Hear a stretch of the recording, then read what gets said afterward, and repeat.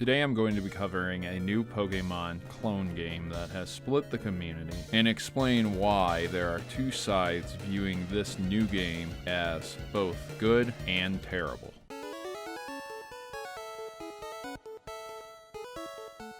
So a new Pokemon-esque game called Palworld has released. Palworld is an action-adventure survival game by the Japanese developer Pocket Pair. This game is an open-world populated animal-like creature simulator. These creatures are known as PAL, aka Pokemon. The players can battle and capture PALs in order to use them to help them traverse the world. So in essence, it's similar to Pokemon, but if you made Pokemon like Ark Survive. That's pretty much the best way that I can describe it. This game is available on Xbox and Steam, and it's making some huge waves in the Pokemon fandom community and Monster Simulator communities. And basically, you have two sides of a coin. One side says, this is a great game, it's really, really fun, and it's already sold 5 million copies on Steam, and outdid CSGO in peak playability for a time period. And then on the other side, you have a lot of fans who say it's ripping off Pokemon, and it really shouldn't be that successful because of that reason. Now, I can fully understand and grasp why people say it's ripping off Pokemon, but I do think that this opinion stems from a very, very bitter disdainment for Game Freak themselves, just due to the simple fact that the more recent games have been very, very constrained on the Nintendo Switch, and I feel that that's personally the Nintendo Switch's limitations, despite many people arguing me that point. I'm just saying right now that pairing Palworld to Pokemon is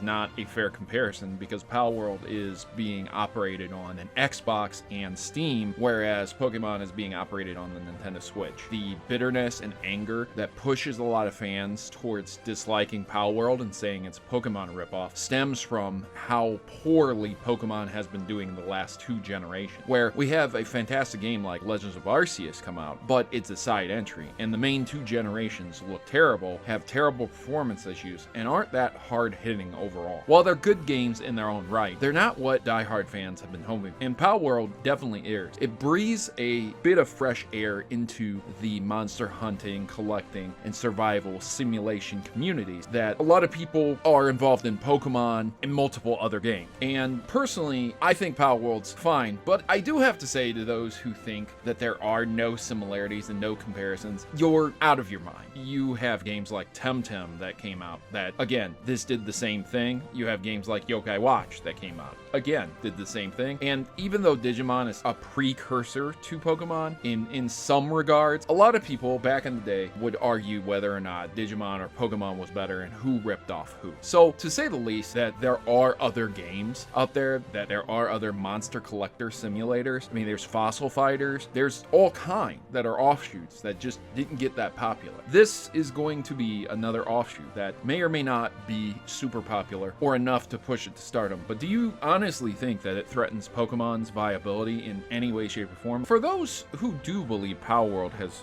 ripped off Pokemon, I think I can get behind you a little bit, because you have like Electabuzz, Wooloo, Leafeon, Piplup, and there's many others. There's like Gyarados, there's a turtle that looks like Torterra or possibly Bowser even, you know, and I get the simulators. I get the similarities, and I fully understand that, and if you watch the trailer and you watch some gameplay, you can even see Pokemon that would look like PALs. Nintendo even goes so back as to potentially copying Dragon Quest in regard to Generation 1. But with that argument, I would like to put that on pause too and just say that Gen 1 was a lot more generic, so it's a lot easier to see copied comparisons as opposed to what we have now with multiple generations, significantly more complex Pokemon out there.